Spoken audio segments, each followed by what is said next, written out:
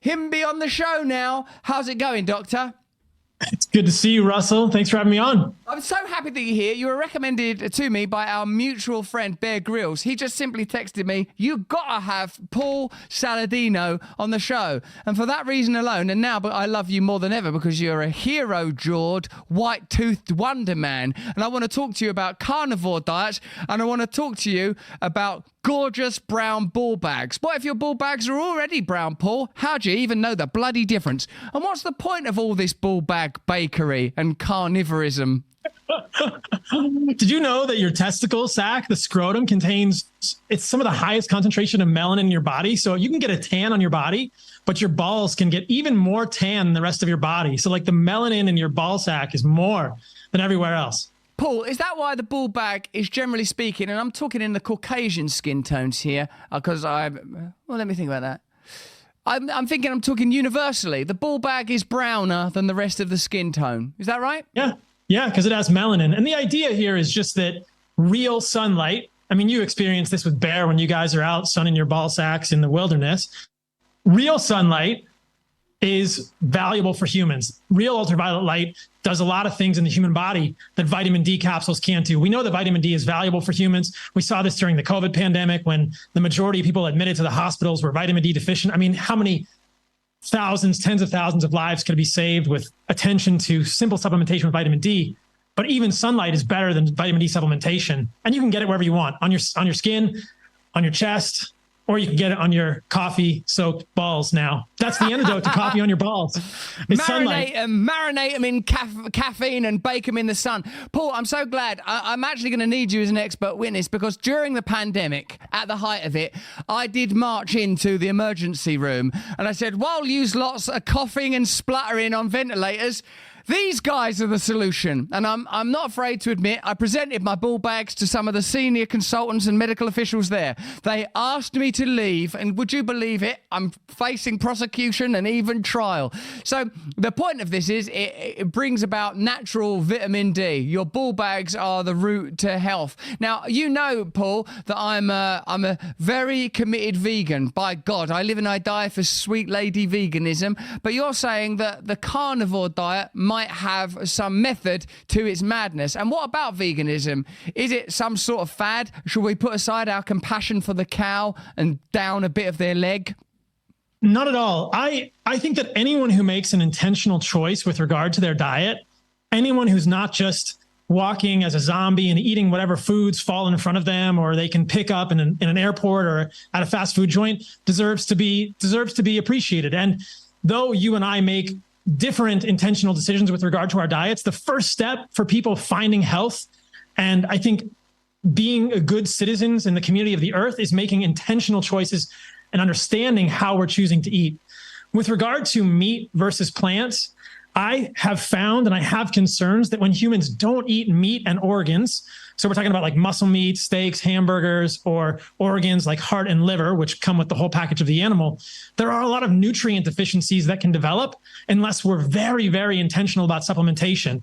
And this is where things get really interesting and you go really far down the rabbit hole. But I've just seen so many people improve their health when they include more meat in their diet, and organs especially like liver. And I think that for the last 2 to 3, maybe 5 decades, we've been told that meat is bad for us. But when I look at the science, I think meat is good for humans nutritionally. You and I can talk about the ethics and how we navigate that in the world if you want. But I think nutritionally, meat is so valuable for kids, for adults, for elderly. There's so many things to argue for including these animal foods in our diet from a nutritional standpoint. From a nutritional standpoint, yeah, thank you, Paul, for that distinction. Is it primarily because of protein or particular types of protein? Because I'll say this, I'm actually looking to put on functional muscle mass as a result of a forthcoming contest against RFK. I've got to do a pull-up competition. I'm willing to ingest almost anything. Are you saying it's impossible to get strong enough to win a pull-up competition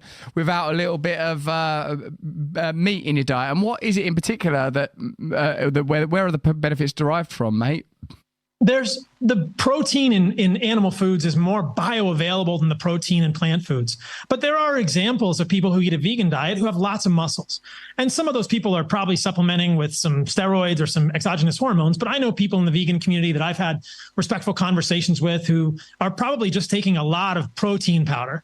But if you just want to eat foods that you could get from the earth, that you could hunt and gather, and not a synthetic hemp protein or a synthetic pea protein made in the lab, you're going to be able to gain muscle and all of the other benefits that come with the meat. We can talk about the other nutrients much more easily by including animal foods in your diet than you would by eating things like peas and lentils and things like this. So if you think about this gets a little technical, but there's this one amino acid, leucine, in meat that's associated with muscle growth. And you can get enough leucine to trigger optimal muscle growth in 8 ounces of meat, like a burger patty, maybe even 6 ounces of meat. But to get that amount of leucine, to get Russell Brand jacked to beat RFK in this pull-up contest, you're going to have to eat pounds of rice and lentils. I mean, pounds a day. That's going to cause problems for your septic system in your house. And maybe nobody will want to be around you because of the flatulence. So I'm just telling you, like, it's a better, and then we can talk about the other things too. That's just the protein, but there are many other nutrients that are valuable in animal foods and meat that you can't get in plant foods at all. True Nature's Child says, I've got no gallbladder, so I have to watch the fat or it gets runny. And I feel like, I do take a lot of protein powders. I drink a nice protein shake. It's delicious most days. But you're saying that it's not just protein we need to, in your ideal world, Dr. Paul Saladino, you've got salad in your name, but not in your game. The ball bag is out the window, baking in the sun. You're noshing down on elk meat. Is that what it's going to take? Tell us a little bit about your diet, oh wise and handsome man. Yeah, elk meat and elk liver and grass-fed cattle. We can talk about regenerative agriculture, but beyond the protein, when people think about meat and steaks, they just think about protein. But Russell, it's so interesting when you go down the rabbit hole and you think about the other nutrients that are in meat that are difficult to find in plant foods or impossible to find in plant foods. There's been a lot of research recently about this compound called taurine. And of course, the name is there, it's bull. And taurine has been found in worm models, in mouse models, and in primate models to extend longevity in those models. So we haven't done controlled experiments in humans, but taurine looks to be beneficial for humans in other sorts of experiments in terms of cognitive benefits and as an antioxidant. And the only place you get taurine, so clearly shows benefit across multiple species in longevity and overall quality of life, the only place you get this is animal meat. And I don't know many vegans that are supplementing with taurine. And that's just the tip of the iceberg. What about creatine? What about carnitine? What about carnosine? What about anserine? What about vitamin K2? What about riboflavin? It's just that we've evolved eating meat. And there are so many of these key nutrients that allow us to thrive as humans that are predominantly or exclusively found in meat and organs that don't occur in hemp protein or pea protein or Brussels sprouts. What about Tina Turner? What about Flavor Flav? You can't just hit me with a list of magical strings of nutrients and expect me to sit there and take it like a baking ball bag. Dr. Paul Saladino, what are the ethnographic and anthropological undergirdings of this? Because as surely as we are hunters, we are gatherers, and I suppose really the only reason I'm not eating animals is not for nutritional reasons. In my case, I've seen Game Changers, I've seen them documentaries. For me, it's just I think, animals, they're all right. I don't want, like as Morrissey once said, I don't think some things' life should end just so I can have a snack. That's the only reason. And I agree with you as well, by the way. I don't think everything should get so politicised that you can't let people be different from you. That's crazy. It sort of don't make no difference. My wife ain't vegan. Do you know what I mean? I'm just... it's not a political thing for me. It's just a personal choice. Like I believe all spiritual choices should fundamentally be personal. And if people are inspired by your sacrifices or endeavours, although I don't know how they would be when they hear how I live my life, coffee sloshing about in my groin while I displace my neighbour's shrubbery, then that's that. But do you think that human beings, is there not a way, mate, that it could be healthier to live on plants, or would that involve the degree of supplementation that you've described? And if it does, what of it? Why not supplement yourself up to the hilt? So I don't believe there's any evidence in the medical literature that meat is bad for humans. I mean, you sort of asked, is it healthier to be on plants? And I would say, no, it's not. It's healthier to include meat in your diet, especially for children, but even for adults. And then for elderly who become frail, who need the muscle mass to avoid sarcopenia, which is when we get kind of skinny fat, lose our peripheral muscle mass and get kind of like fat on the inside, so we know that what kills elderly people, what causes us to die, is frailty. And the way that you avoid frailty is by having enough quality food in your diet, especially micronutrient-rich meat and organs. And then for children's development, for proper development of the brain and all of the organs and all of these tendons and muscles as kids are developing and growing so they're strong and resilient, the animal foods provide so many unique nutrients that are so hard to get elsewhere. You asked about the anthropology, and I think this is an incredibly important point. So I went to Tanzania last year and got to hang out with this tribe of hunter-gatherers called the Hadza. They're some of the last hunter-gatherers left on the planet. There's only a few thousand true hunter-gatherers left on the planet. And I'll tell you what, we hunted and then we ate the animal. We ate the organs first. We ate the animal from nose to tail. I shared the brain of this animal with the hunter that killed the animal the next day. I ate the brain with him. I'm sure they ate the testicles, but I didn't get a chance to see them because they were so prized. And then we ate honey. They found a beehive and they ate the honey. We found some berries. These hunter-gatherers, they don't care about vegetables at all. They don't want to eat vegetables. They just want to eat meat. They want to eat fruit. They want to eat honey. And they want to eat this baobab fruit. And occasionally they'll eat a tuber, but that's the last thing they care about. If you look at hunter-gatherers, I think that from what we can tell with our ethnographic and anthropologic time machines, humans, we don't give a shit about vegetables if we can get other stuff that tastes better. Good title. Paul, when you was living with them indigenous people, how did you get on? Was the vibe good? Did they include you? Did you get on their nerves? Did you start cozying up to them too tight in the living quarters? Was it a bit like Dances with Wolves? Also, was there a good ceremonial atmosphere? People living a lifestyle where they were connected to meaning and purpose because survival acquired a kind of mythic quality because it took so much endeavour and focus after a day's hunting. Did it feel beautiful to sit around a campfire? Was there a sense of community, connection? Were there other aspects beyond diet, you diet-obsessed lunatic, that were inspiring? Yeah, it was really cool to be with them. I mean, I think of them as like the best time machine we've got. It's not a perfect DeLorean. This isn't perfectly Back to the Future, but it's about 50,000 years ago, I imagine, that you go back in time when you see these people. Now, they're influenced by the Western world for sure, but it was really moving to sit around the fire with them. They were very welcoming. They were happy, Russell. They were fundamentally happy and peaceful people. They welcomed us. I think they were more welcoming because we wanted to go on hunts. We said, let's take us on the longest hike. And very few people go visit them. And even fewer of the people that go visit them will go on an 8 or 9 hour hike /run/hunt with them. So we got to see as much as we possibly could embedded with them. And it was just fundamental happiness was what they were sharing with us. Just, they didn't have cell phones. They don't use money. They were just happy having what they had. They had community and they celebrated the food when they could get it and they shared it. And especially when we had very successful hunts, there was music and dancing and they were happy to share that with us. So not a perfect time machine, but it was pretty idyllic. It was really pretty remarkable, the experience with them. Also, the DeLorean was not a very good time machine. As I recall, there were problems with the flux capacitor and it broke down in that barn and Marty McFly had to stay there. And we all know what he did when he met his mum, Paul. And I'm sure you're not endorsing that, Paul, because that's called incest. And that don't matter how much elk meat you consume. If you're eating it from your mother's lap, that is a problem in the sweet name of Jesus. Mate, what did they hunt and what do they hunt with? They make all of their own hunting implements. So they have bows and arrows they make from wood. Their arrows are made from wood. They have a neighboring tribe called the Datoga that will make them steel or metal arrowheads. And they will sometimes take a local plant called an elephant foot plant and put poison on the tip of an arrow. And so they hunt with bows made from wood, sinew, and then arrows they've made by themselves. And they are predominantly hunting local animals around Lake Eyasi in Tanzania. And their hunting grounds have been constricted because of encroachment from other pastoralist tribes. So they don't have as much access to game as they once did. But their prize thing is an eland, which is a large sort of impala type ruminant animal. When I was with them, we hunted baboons. And along the way, they would hunt small monkeys and birds.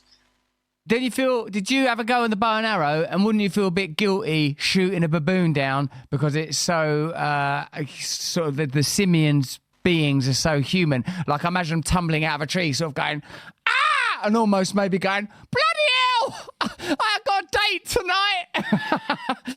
Don't you feel a bit? I mean, at least if you shoot an ungulate, it's got that slit up its hoof. I think, oh well, you're asking for it. But a monkey that looks like it. I put aside the one that betrayed Indiana Jones in the marketplace. Fuck that little guy. But normally, monkeys are our friends. Didn't you feel a bit bad about it? And did you have a go?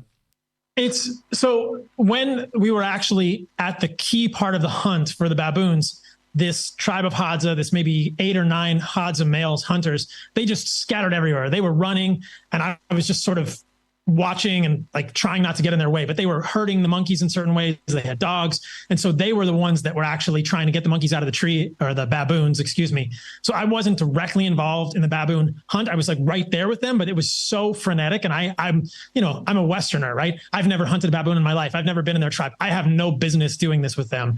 The fact that it's like a human and has a thumb and opposable fingers, it is kind of stirring and disturbing, but you also realize that this is life for them. And this kind of goes back to your point earlier. And I'll add this as humbly and as respectfully as possible. When I think about food choices that we make as humans, I'm reminded of a book that I read when I was younger. It's called The Tracker by Tom Brown. And he tells a story in the book of being apprenticed to this Apache Indian elder who was teaching him sort of these Native American ways. And he tells a story of killing his first animal when he was 9 or 10 years old. And it's a lame deer that he's killed by himself with a knife. He brings it back to camp and he's weeping. And this Apache and Native American says, "Why are you crying?" And he says, "Because I killed this animal." And I'm paraphrasing from the book, but this has stuck with me. So the response from this elder was, in order for something to live, something else must die. This is the way of life. When you understand that the life in a blade of grass is the same, and it's all kind of this life force, you'll understand this. And the goal is to be respectful of the things that you're using to fuel your life. So even when people want to eat plants and they believe that the plants are resulting in less death, I think that it's interesting and important to really look into that and understand all of the ecosystems that are disrupted by the plants that we eat, all of the bikills, all the moles, the voles, the beavers, the snakes, the rabbits.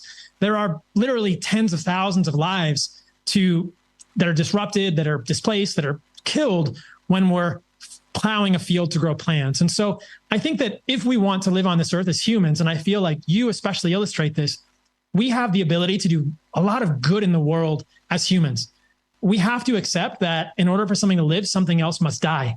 And when I think about the choices we make in terms of food quality, I believe, and this is just my belief, that by eating meat and organs, we're giving our bodies such unique nutrients that allows us to do the best work in the world, allows us our brains to function well, allows us to be strong and protect our families. And so I believe that we have this purpose on earth to do good in the world, and that none of us should be, I think, ignorant to the way that we affect the world. We're all responsible for ending life. And it's just how we choose to use that gift that we're given as we get the chance to live and do things in the world.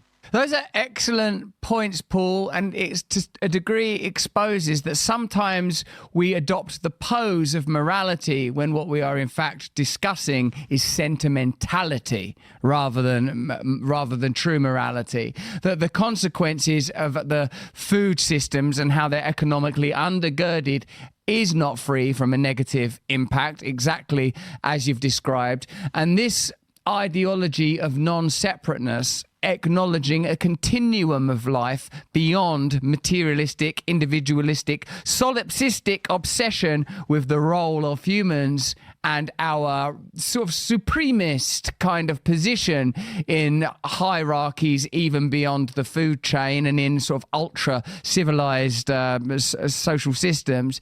It protects us. It protects us in sort of a kingdom of folly from the consequences of our actions. And yeah, you present some really interesting arguments. But what I also got from listening to that hunt is when it came to the crunch of shooting a baboon, you floundered and you scampered and you got in the way. You dropped the bow and arrow, you squealed, you tripped up, you probably distracted them from an important and nourishing meal. But it's time now to put your testicles back in your pants.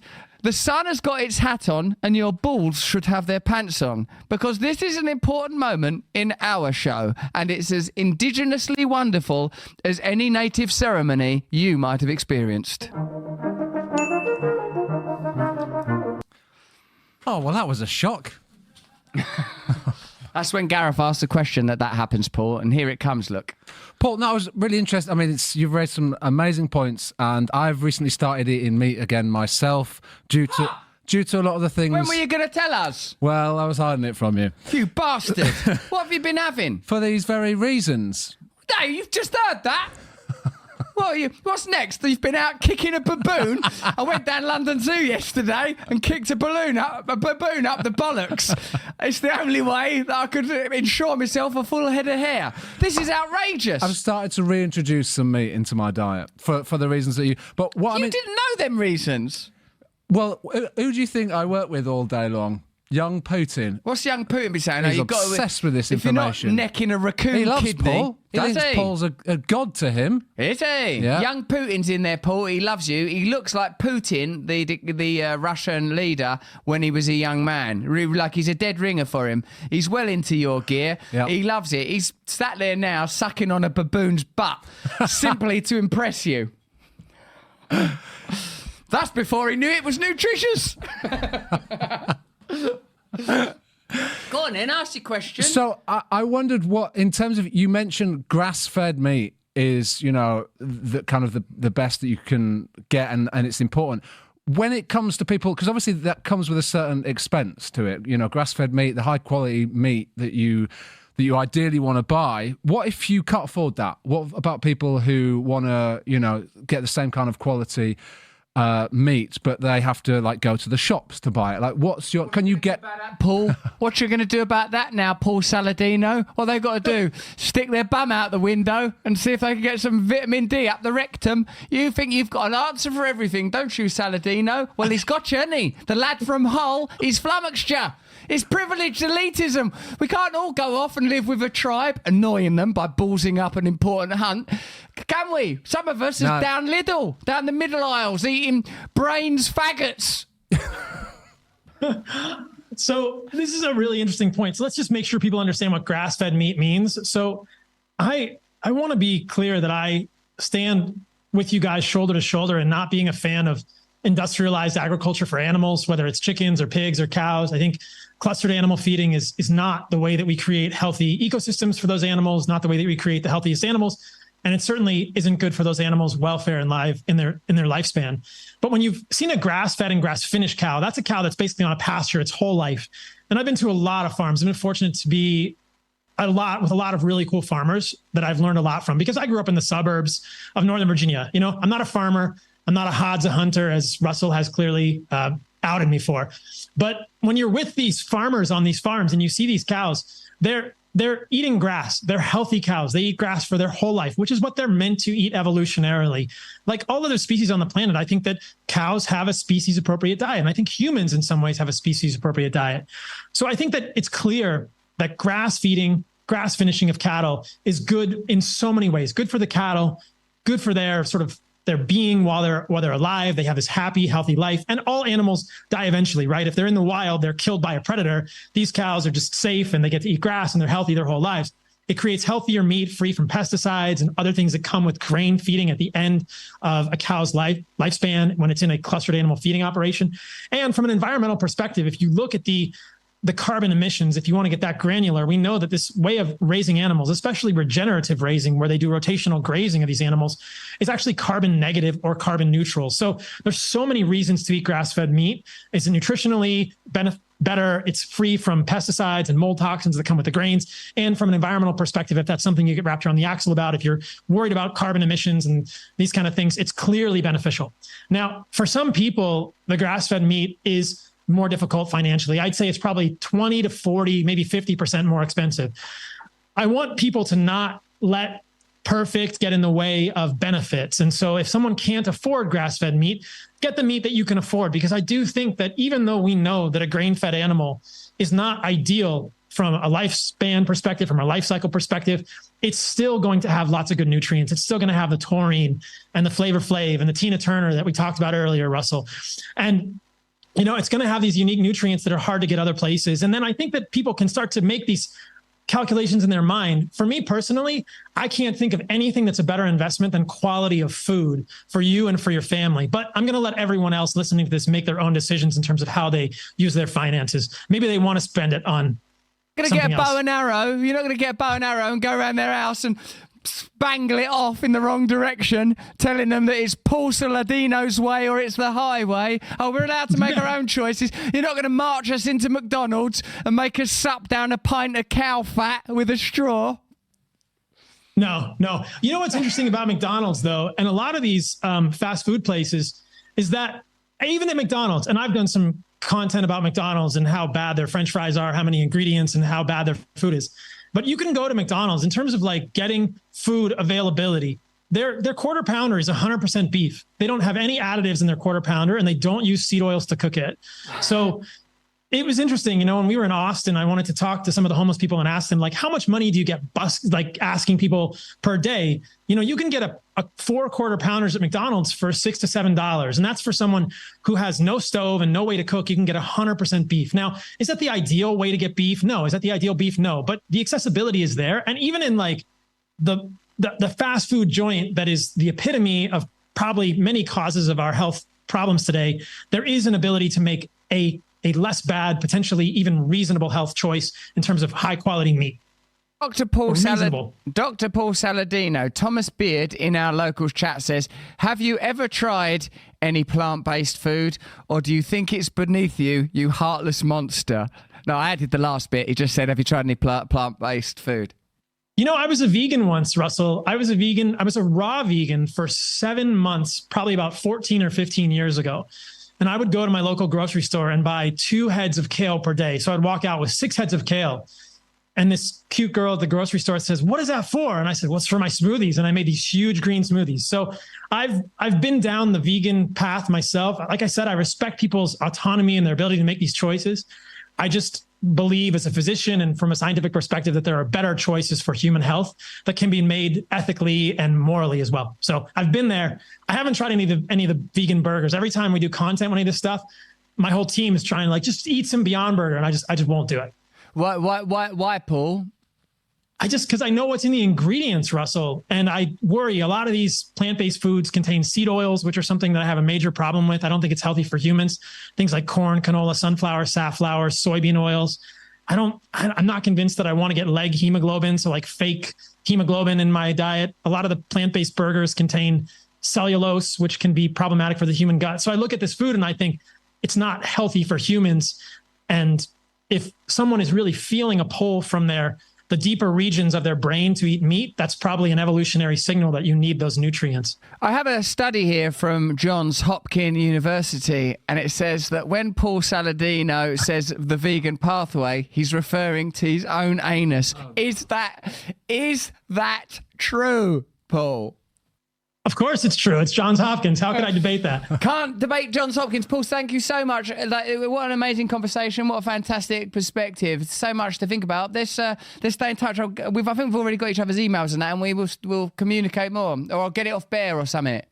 I so appreciate what you're doing. Thank you so much for having me on. I hope it's valuable for you guys. Oh, you're just lovely to talk to. You're lovely to talk to. You're a delight. Thank you so much. You can find out more about Paul at heartandsoil.co, or do you reckon it's .com, and download the Paul Saladino podcast, which I reckon is brilliant because he's so lovely, isn't he? So knowledgeable. And he's nearly killed a baboon. He's nearly killed a baboon. He was trying to march the homeless into McDonald's. He's telling us there's nothing better we can do with our lives than go in there and start eating quarter pounders. Well, he's out of control, that quarter geezer. Pounders. Very specific about that. Quarter pounders, he says, is beef patties. And he's sort of got a very open, kind face. Oh, he's so nice. I really liked him. The murderer. He's a monkey murderer. He'll murder a monkey as soon as look at it, won't he? He'll shoot it out of trees. Any monkey he sees. Oh, look at that cute little cappuccino. Sir, this is Whipsnade Safari Park. Do you know that